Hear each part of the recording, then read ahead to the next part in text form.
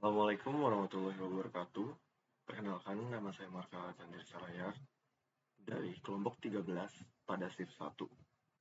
Di sini saya akan mengerjakan tugas mingguan dari tutorial penelitian operasional 2 pada modul 3, di mana pada shift 1 ini terdapat dua buah soal yang akan saya kerjakan menggunakan beberapa software, yaitu ada RStudio dan juga POM-QM.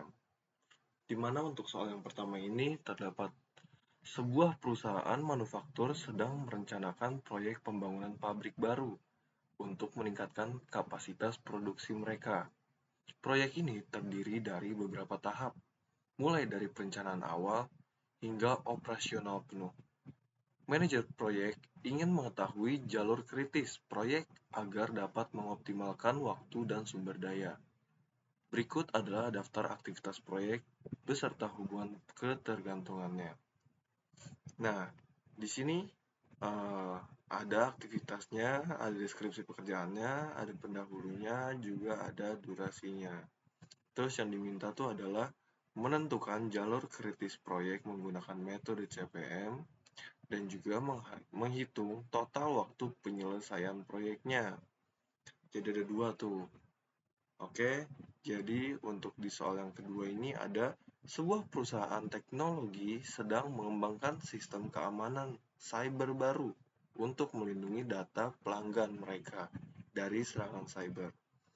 Proyek ini harus diselesaikan dalam waktu 8 bulan. Tim proyek ingin mengetahui estimasi waktu penyelesaian menggunakan metode PERT atau PERT. Berikut adalah daftar aktivitas proyek beserta 3 perkiraan waktu. Ada aktivitas, ada deskripsi pekerjaan, ada pendahulunya, ada optimisnya, ada paling mungkinnya, dan juga ada pesimisnya. Nah, jadi diminta untuk menentukan jalur kritis proyek ini menggunakan metode PERT dan juga menghitung perkiraan waktu penyelesaian proyek menggunakan metode PERT. Oke, jadi yang pertama-tama di sini saya akan menggunakan software dari RStudio terlebih dahulu untuk menyelesaikannya. Mungkin di sini saya udah nyoba terlebih dahulu, bisa dilihat. Nah, jadi untuk soal nomor 1 ini udah saya buat juga, dimana awal-awal kita load library dulu, klik library egrep, terus kita masukin data-data yang tadi ada pada tabel yang terdapat pada soal. Nih, dimasukin seperti ini. Terus kita disuruh untuk membuat grafik dari dependensi aktivitas. Nah, caranya tuh nih kayak gini. Klik G, terus kurang dari graph from data frame. Dependencies directnya true. Terus di sini kita juga menentukan jalur kritisnya berdasarkan jalur terpanjang. Lalu kita juga menghitung durasi untuk setiap jalur karena tadi diminta juga menentukan jalur dan juga menghitung jalur. Nah, di sini menentukan jalur kritis atau durasi terpanjangnya menggunakan critical path dan juga total duration. Lalu di sini menampilkan grafik jalur kritis.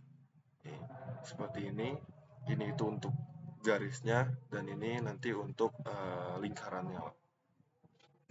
Nah, di sini kita masukin juga edge color, vertex size, vertex label, cek sama colornya dimasukin juga. Terus main graphic jalur kritisnya juga dimasukin. Lalu nanti menampilkan, kita tampilin hasilnya nih, caranya kayak gini untuk nampilin hasilnya. Pakai cat jalur kritis proyek CPM method, terus juga ada total waktu penyelesaian proyeknya juga. Kayak gitu. Nah, ini bisa kita run aja.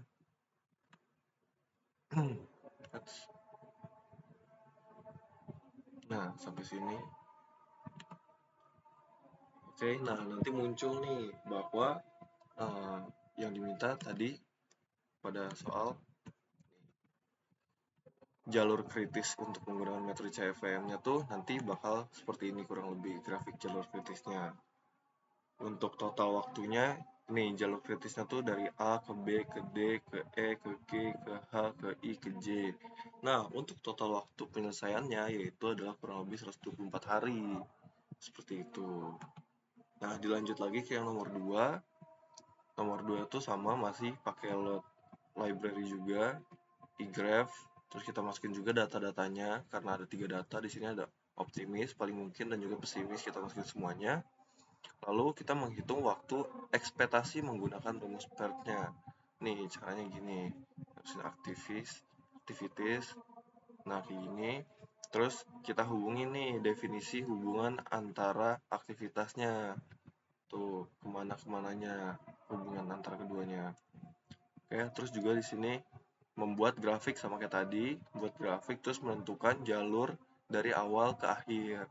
Nah, berarti dari awal tuh kan dari A, terus dari A tuh ke L. Nah, tadi terus di tabel tuh dari paling awal tuh A dan paling akhirnya tuh ada L. Terus menghitung juga durasi untuk setiap jalur, karena yang diminta tuh kan menghitung durasi ya tadi berapa. Terus juga menentukan jalur kritis juga sama kayak soal nomor pertama. Nah, di sini kurang lebih sama kayak soal nomor 1, menampilkan grafik jalur kritis, S-color, pilih warna, nanti bebas aja itu terserah kalian pilih warnanya. Terus vertex size, ya ini masih sama kurang lebih, main juga. Terus nah yang bedain nih, ini sama juga sebenarnya, cuma makanya PERT method, jalur kritis, proyek PERT method, sama total waktu penyelesaian proyek. Nah, kalau di run nanti hasilnya bakal seperti ini.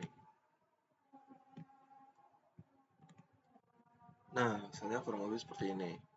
Untuk grafik jalur kritisnya, nih untuk jalur kritis proyeknya tuh dari A ke B ke C ke E ke F ke G ke I ke J ke K dan ke L.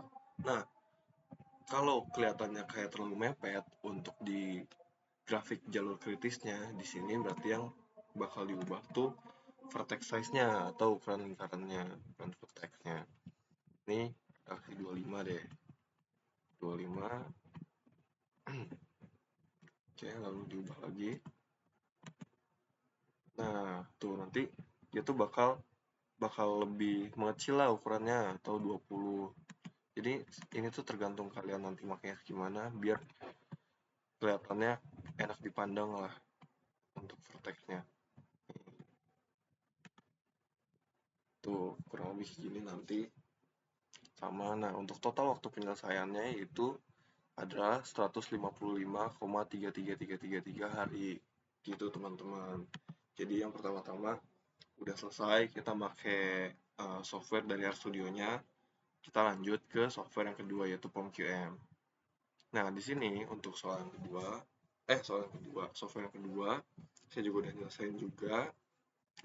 Di sini tuh sebenarnya kita milih yang ini. Kita pilih project management part ini. Aduh, keubah nih. Ubah. Jangan. Kita ulang lagi. Seperti dari sini.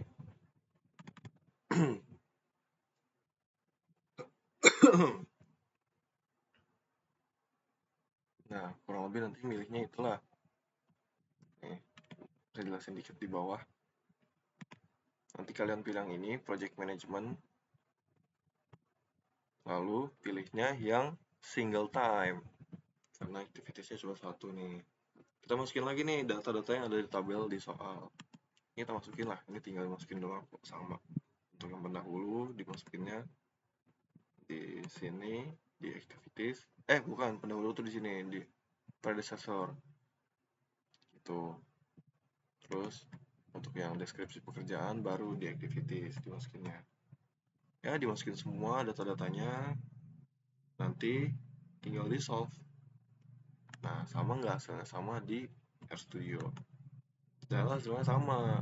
Nih, 124. Terus tadi juga chartnya juga. Nih, nanti chartnya kayak gini. Bentuknya, jalurnya. Sama nih, sama RStudio.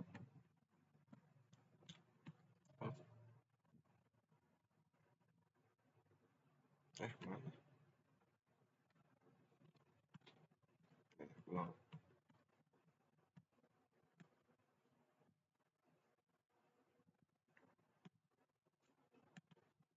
Nah, sama tuh 124 hari. Lanjut lagi ke yang soal nomor 2.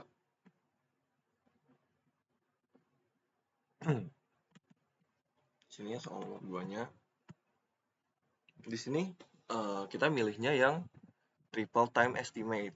Triple time estimate. Tadi kan pilih yang single. Kenapa pilih yang triple? Karena ya dari tabel juga kan dimintanya ada 3 data. Ada yang optimis, ada yang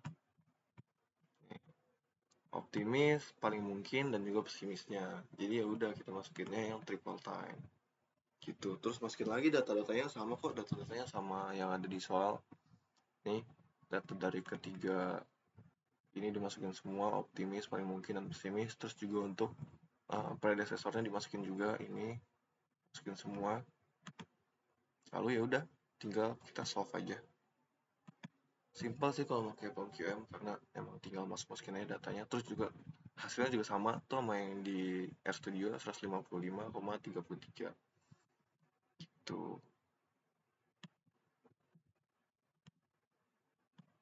Ya, kurang lebih kayak gitu teman-teman. Udah selesai sih, nggak ada lagi, udah gitu doang. Udah, selesai. Terima kasih karena udah nonton, dan juga mohon maaf apabila terdapat kesalahan atau kekurangan selama sesi pengerjaan tugas mingguan ini. Kurang lebihnya mohon maaf. Saya ucapkan Assalamualaikum warahmatullahi wabarakatuh.